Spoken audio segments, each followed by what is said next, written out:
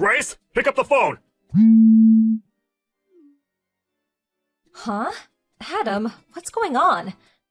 I'm on the bus right now, so I can't talk. Can you message me? You're on the bus? Not at home? You're out of the house right now? Yeah, I'm on my way home from the gynecologist. It'll be arriving at F Station, the last stop, real soon. No, you can't go to the train station! Abort! Abort! You have to get off the bus now! Huh? Pull the stop cord! Have the driver stop where you are now and get off as soon as possible!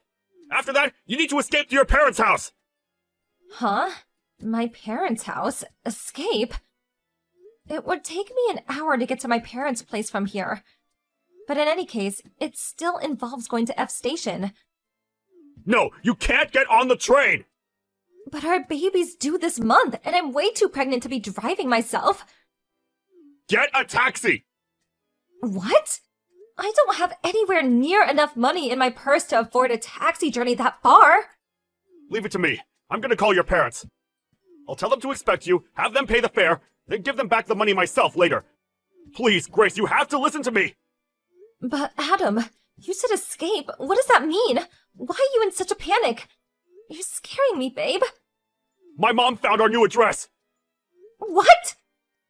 I got a call from my brother. One of our loose-lipped relatives carelessly said more than she should have, and now my mom knows where we live again! I pulled the stop cord and got off the bus early. Good. Now you have to get a taxi! Do not get on the train, whatever you do! And don't go anywhere near the house! It's compromised now! Got it. Hello, Grace. It's been a while. This is Adam's mother, Barbara. Huh? Barbara? That's weird. I could have sworn I blocked you. Aha! So you did. I knew it. I didn't want to believe you'd do such a thing, but no matter how many messages I sent, there is no red mark and not a single reply. You've got some nerve to block your own mother-in-law. Just who do you think you are, young lady? Do you have any idea how much trouble I had to go through to change my number? I had to buy a new phone. Did you forget that me and Adam said we didn't want you in our lives anymore and broke off all contact with you? Of course I didn't. However, I never agreed to it in the first place, which is why I still fully intend to be part of your lives. I see. So I suppose that means what me and your son want is irrelevant then? I'm the one who asked the question here. Oh yes, that reminds me. I heard you're pregnant, is that true? And you're a month out now? Girl or boy? Why would we have any obligation to divulge that kind of personal information to someone we cut out of our lives and broke off all contact with? So you don't want to tell me. That can only mean one thing. It's a girl, isn't it? Excuse me? If it really is a girl, you'll be putting it up for adoption. Adoption? Not only that, you'll also be divorcing that good-for-nothing Adam and marrying my eldest son, Cedric, instead. What? Think about it. It's in your best interest to spend your life with my eldest son, Cedric. He'd give you a far better life than anything my failure of a second son, Adam, could provide you with. But good grief, young lady. Will you make sure you at least produce a boy this time? In any case, my Cedric is brilliant, so it'll most likely be a boy if he's the dad anyway. What the hell are you talking about, Barbara? You're nuts! A baby's gender isn't exactly something you can control, is it? Besides, I'm Adam's wife. Why would I marry Cedric? I don't need to listen to the misinformed whining of a lowly bride. Know your place in this family. Anyway, I'm on the train at the moment. I'm on my way to see you as we speak. I'll be at your house before long, so the three of us are going to be reunited very soon. I'll be living with you until the birth. While I'm there, we'll be making the preparations for the divorce with Adam and your subsequent remarriage with my brilliant Cedric. This conversation went so far off the deep end, I don't even know what to say anymore. That's fine. Your input isn't required. All you have to do is obey me, your mother-in-law, your superior, and the matriarch of this family. Be a good girl for me, okay, Grace? We'll be speaking again soon. Adam, I'm in the taxi now. Grace, are you okay? Yeah, I'm fine. I managed to dip out of the office early, so I'm on my way to your parents' house myself now, too. That's good news. Are you driving? I noticed your message as I was slowing down for some traffic lights, so I pulled into a nearby convenience store car park to reply. You didn't run into my mom, did you? You didn't run into my mom, did you? No. But I think it was a seriously close call. Huh? How do you mean? She sent me a bunch of messages just now. Seriously? Didn't you have her blocked? I did, but apparently she bought a new phone and changed her number so she could message me again.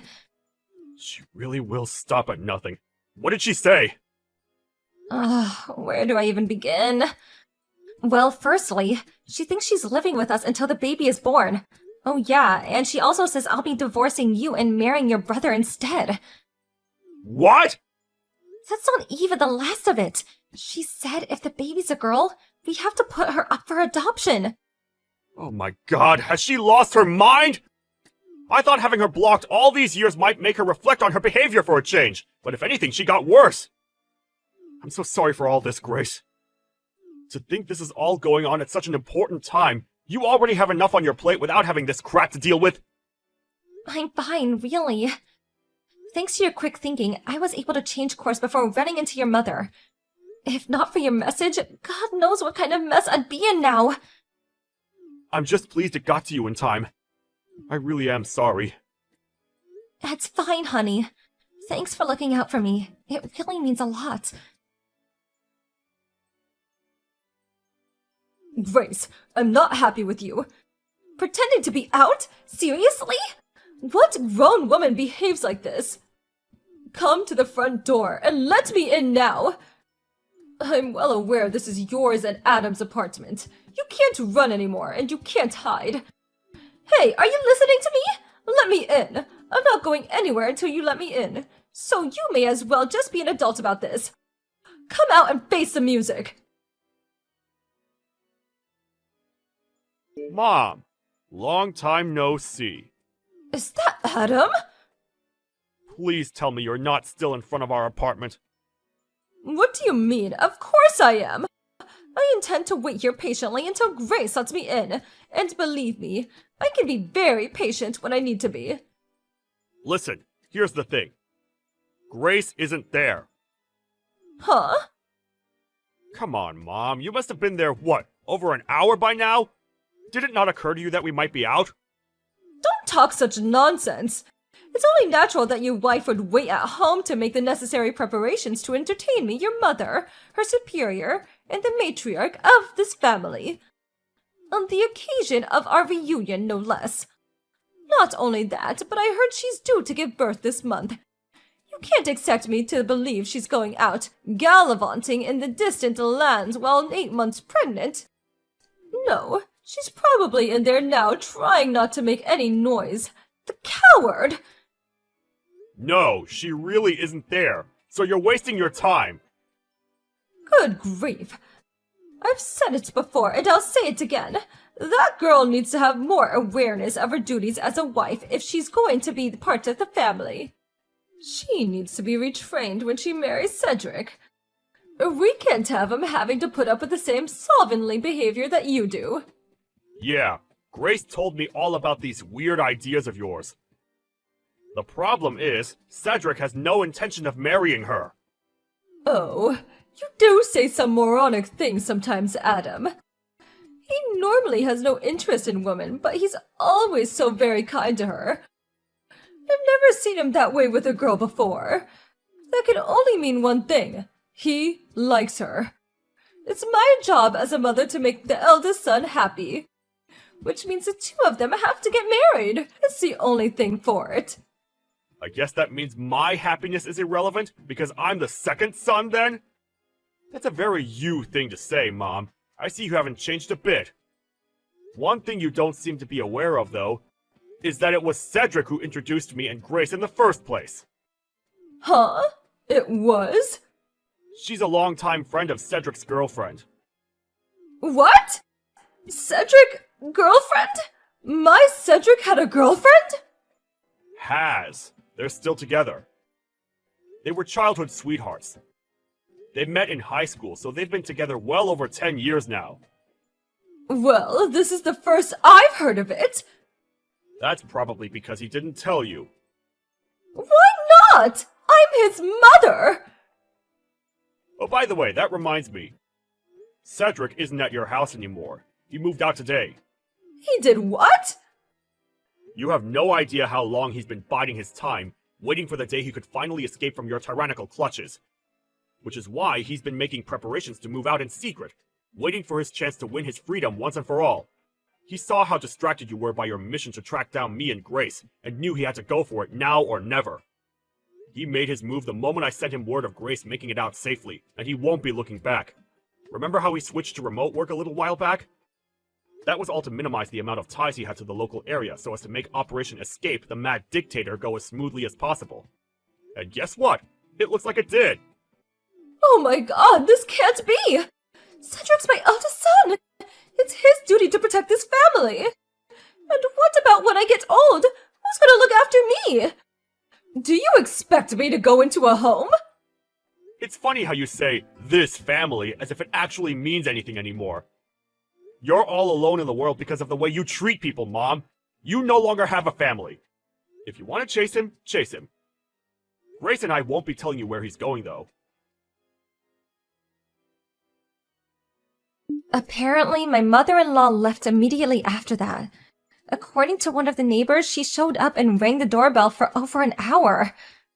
While taking her phone out and typing like a woman possessed in between buzzes, her expression becoming increasingly contorted all the while. But then, her expression suddenly turned to one of blank amazement while staring at the screen. After which point, she immediately left in a panic. Hopefully she'd get the message and leave us alone now. But just to be on the safe side, we quickly sold the apartment and moved away. Cedric, my stepbrother, finally married his childhood sweetheart girlfriend. Later on, they got some news that his wife would be transferred overseas for work, and Cedric plans on going with her. That was the story of my mother-in-law, whose attitude towards her family was so despicable she got disowned by her own sons. With my father-in-law no longer with us, it's basically guaranteed that she'll be spending her retirement alone now. I can't deny that I do feel a little sorry for her about that, but since she still poses just as much of a threat to our family as ever, it can't be helped. Me and Adam definitely have no intention of helping her after everything she did to us.